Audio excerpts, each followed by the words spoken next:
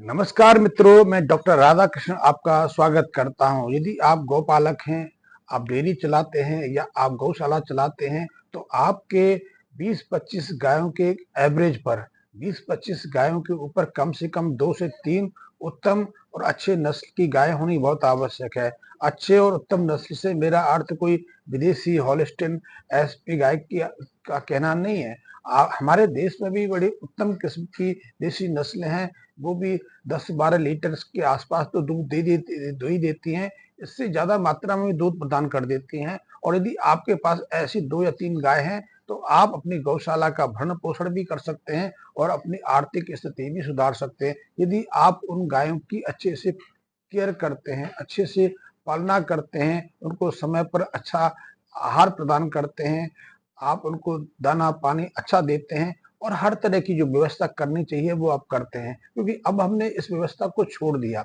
हमारे दिमाग में पिछले 50-60 साल से या पिछले 100 सालों से कुछ गलत धारणाएं बैठा दी गई। हमें बता दिया गया है कि देसी गाय को आहार की आवश्यकता नहीं होती, वो तो जो व्यर्थ जो कूड़ा करकट आप डाल दें उसी पर आपको दूध से भरपूर कर देती है, आपके दूध के पात्रों को भर देती है। लेकिन ये सोच व्यर्थ है, क्योंकि हम यदि अपने सामाजिक तंत्र को देखें, अपने अनुभव को देखें, अपने बुजुर्गों के अनुभव से जानें, तो हम पता करेंगे कि हमारे घरों में जब गाय रखी जाती थी तो उसकी कितनी देखभाल होती थी। हमारे घरों में जो गाय रखी जाती थी उसको मातृ स्वरूप माना जाता था। जैसे माँ घर में माँ का स्थान होता है, वैसे गाय का स्थान भी होता था। लेकिन अब हमने उस चीज को भुला दिया है। अब हमने सब अंट संट कर दिया है। अब हम जो हमारी मर्जी में आता है, जो हमें बता दिया जाए, उसको हम फॉलो करने लगते हैं। और इसीलिए इसीलिए ज्यादातर गौपालक हैं, डेयरी पालक हैं या गौशाला का संचालन करते हैं, वो एक रूप से आर्थिक दृष्टि से देसी गायों के जो समूह है उसको बोझ मानने लगे हैं, अपने ऊपर आर्थिक आर्थिक बोझ समझने लगे हैं और अपनी गौशाला को चलाने के लिए, अपने गाय रक्षा के लिए दूसरों के चंदे पर आश्रित हो गए हैं, दूसरों के डोनेशन पर आश्रित हो गए हैं। और ये अभी भी क्या भी करते हैं कि डोनेशन आए तो वो गायों की सेवा कर सके। ये गलत धारणा है। निश्चित रूप से 2 या 3 जो अच्छी उत्तम किस्म की, अच्छी और उत्तम से मेरा अर्थ फिर मैं एक बता दूं, अच्छी और उत्तम से मेरा अर्थ ये नहीं कि कोई विदेशी हो, सर्टिफाइड हो। अच्छी और उत्तम से है कि उसको स्वस्थ हो, दूध देने की स्थिति में हो और उसके पास कम से कम एक बच्चा हो। बच्चा क्या है, 1.5 से 2 साल में आपके लिए दूसरी गाय के रूप में सामने आएगा। यदि बैल है, यदि नंदी है, तो फिर और एक बात अलग है। कम से कम यदि वो दूध देने की क्षमता रखती है तो 10-12 केजी के दूध के एवरेज से भी एक ब्यात में वो आपको 40-50 हजार रुपए का लाभ दे जाएगी, अपना खर्चा निकाल के। तो देसी गाय के ऊपर भी कुछ खर्चा करना पड़ता है। ये परंपरा पहले भी रही थी। जब हमारे घर में गाय ब्याती थी तो उसको दलिया दिया जाता था। दलिया में कई चीजों का प्रयोग होता था। नियमित रूप से उसको बाजरे का, गेहूं का दलिया दिया जाता था, अलसी का दलिया दिया जाता था। आप उसको चने का दलिया, चने की चूरी खिलाई जाती थी और इसके अलावा कई और अन्य चीजें भी दी जाती थी। नियमित रूप से उसको खल का प्रयोग कराया जाता था। प्रातः काल, क्योंकि प्रातः काल अक्सर गायों को भूसा दिया जाता है। रात्रि के समय हरे चारे के साथ में भूसा का प्रयोग होता है और उसको सानी करके दिया जाता है। तो इससे रात्रि के तो गुड़ की आवश्यकता नहीं होती, लेकिन प्रातः काल यदि उसको गुड़ दे दिया जाए, गुड़ गायों के लिए बहुत आवश्यक है, पशुओं के लिए बहुत आवश्यक है। जो जुगाली करते हैं उनके लिए बिना गुड़ के तो स्वस्थ रहना बहुत मुश्किल है, कि गुड़ फर्मेंटेशन की क्रिया करता है। फर्मेंटेशन का अर्थ है जो रूमन के अंदर हजारों हजारों तरीके के जीवाणु रहते हैं। जीवाणु हमारे शरीर के अंदर भी है। हमारे शरीर के अंदर भी रहकर भी जीवाणु कई तरह की विशेषताएं हमें प्रदान करते हैं, हमारे लिए कई तरह के लाभ प्रदान करते हैं। उन्हीं के कारण हमारे शरीर में कई अति उपयोगी पदार्थों का निर्माण हो पाता है। हम स्वस्थ रहते हैं, पाचन क्रिया सुधरती है और पाचन क्रिया के माध्यम से कई महत्वपूर्ण पोषक तत्व हमारे खून के अंदर, हमारे शरीर के अंदर पहुंचते हैं। और पशुओं का, खास करके गाय का पाचन तंत्र तो इन जीवाणुओं की आसक्ति रहता है। गाय के पाचन तंत्र में एंजाइम ज्यादा सक्रिय नहीं रहते। हमारे शरीर के अंदर, हमारे पाचन तंत्र में तो एंजाइमों का, पाचन तंत्र की जो रस है इनकी बहुत महत्वपूर्ण भूमिका रहती है। लेकिन गाय के शरीर के अंदर, गाय के पाचन तंत्र के अंदर इन एंजाइम का ज्यादा महत्व नहीं है। कुछ क्षणिक महत्व रहता है, कुछ जटिल अणुओं को तोड़ने तक सीमित रहता है।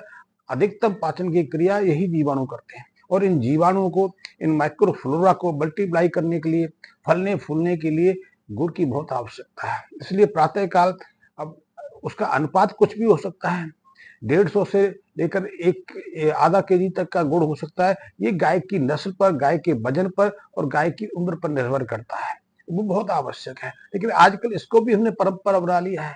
मैं बहुत जगह देखता हूँ, कई गौशाला में लोग आते हैं, गुड़ दान के रूप में कभी 2-4-5 केजी दे जाते हैं, और इसलिए गाय को नियमित रूप से 2-3 केजी तक गुड़ खिला दिया जाता है। इससे उसकी पाचन प्रक्रिया गुजरती है, उसके शरीर के अंदर एसिडोसिस की, जो उसके शरीर के पाचन तंत्र के अंदर जो अम्ल क्षार का संतुलन होता है वो गड़बड़ाता है, और ये गायों के लिए बहुत हानिकारक है। तो गुड़ भी बहुत जरूरी है, नमक भी बहुत जरूरी है। गुड़ नमक से और हरे चारे से उनको बहुत सारे जो आवश्यक खनिज तत्व मिल जाते हैं, विटामिन मिल जाती हैं, और जो सूखा भूसा है उसकी पाचन क्रिया के लिए, उसके माइक्रोफ्लोरा के लिए बहुत आवश्यक है। इसके अलावा खल के रूप में उसको प्रोटीन दे देते हैं।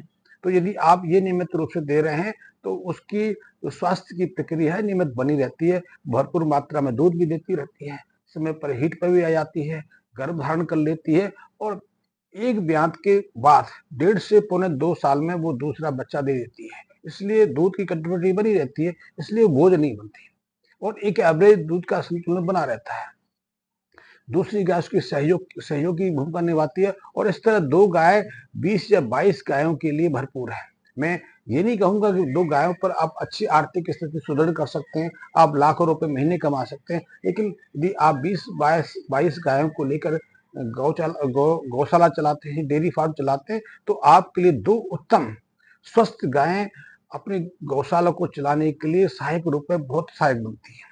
वो आपके आर्थिक बोझ का हरण कर लेती हैं, और अल्टीमेटली साल के अंत में अपनी कीमत का जो जो उनकी कीमत होती है उतनी वैल्यू भी आपको दे देती है। यानी कि देसी गाय की सामान्यतः जो 10-12 केजी दूध देती है, उसकी आज के समय 40-50 हजार से के आसपास मूल्य है, और हर क्षेत्र की अपनी गाय है।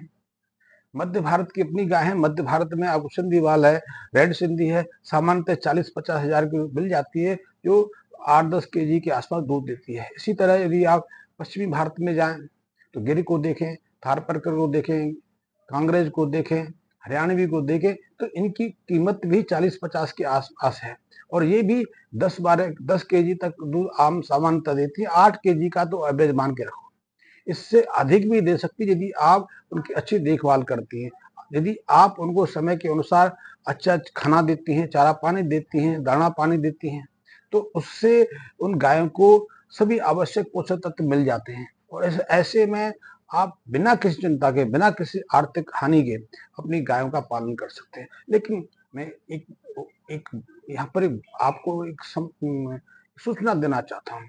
गाय हमारे लिए लक्ष्मी स्वरूपा रही है, और आज भी लक्ष्मी स्वरूपा है। यदि आप अच्छी, उत्तम, श्रेष्ठ नस्ल की गाय रखते हैं, देसी गायों में भी श्रेष्ठ नस्ल हैं जो आज भी 18 से लेकर 20 केजी तक दूध दे देती हैं। 18 से 20 केजी देसी गाय के लिए सर्व होता है, क्योंकि इससे यदि वो ज्यादा मात्रा में दूध देगी तो उसकी आयु घट जाएगी, उसकी कुछ और औषधि गुण घट जाएंगे। तो यदि वो 18 के आसपास उसका एवरेज है, तो वो आपके लिए सर्वश्रेष्ठ गाय है। वो आपको अतिरिक्त आय भी देती है, क्योंकि यदि यदि उसका एवरेज निकाला जाए तो 10-11 केजी के हिसाब से पर डे वो 550-600 रुपये आपको देती है, और उसके चारा पानी पर आपको 150-200 रुपये खर्चा आता है। यानी कि वो 300 रुपये हर महीने, हर दिन कमा के देती है। 10,000 रुपये के आसपास वो महीने में कमा देती है, और 6 महीने के अंदर अंदर 50-60 हजार रुपये आपको कमा के देती है, यानी कि अपनी कुल कीमत आपको निकाल देती है। और यदि 20 गायों के ऊपर, चारा के ऊपर जो खर्च करते हैं, दाना पानी के ऊपर जो खर्च करते हैं, वो ऐसी गाय है जो आपके लिए कोई सहयोगी नहीं है, वो एक तरह से बोझ ही है, कि वो ना दूध देती हैं, ना उनमें गर्भ धारण करने की सामर्थ्य है, ना वो स्वस्थ हैं, वो निरोगी नहीं है, रोगग्रस्त हैं। तो ऐसे में वो एक बोझ बन के जब आती हैं तो आपको अतिरिक्त खर्चे की आवश्यकता होती है, लेकिन ये अतिरिक्त खर्चा सहजता से आप उन 2 गायों के माध्यम से निकाल सकते हैं। वो दूध तो देती ही देती हैं, दूध के अलावा भी कुछ और पदार्थ देती हैं, ये बहुत महत्वपूर्ण है। यदि वो दो ढाई साल के एवरेज से एक स्वस्थ बच्चे को, स्वस्थ बछड़ी को जन्म दें तो वो आपके लिए बोनस के रूप में है। इससे उसकी वंश बिल शुरुआत होती है। 5 साल में कम से कम आपके गौशाला में 3 ऐसी गाय अतिरिक्त हो जाती हैं जो आपको सहयोगी का भूमिका निभाती हैं, जो अतिरिक्त आय का कारण बनती हैं। तो मेरा एक कहना है, यदि आप गौपालक हैं, आप गाय की रक्षा करना चाहते हैं या फिर गौशाला का संचालन उसको आगे बढ़ाना चाहते हैं और आर्थिक बोझ से बचना चाहते हैं, तो कम से कम 20 गायों पर आपको 2 या 3 रखेंगे तो आपके लिए अतिरिक्त आय का साधन बन जाएगा। तो 3 उत्तम नस्ल की गाय रखना आवश्यक है। उनका भरण पोषण, उनका चारा पानी यथावत बनाए रखना बहुत आवश्यक है और इससे आप अपनी गौशाला को आर्थिक बोझ से बचा सकते हैं। धन्यवाद मित्रों।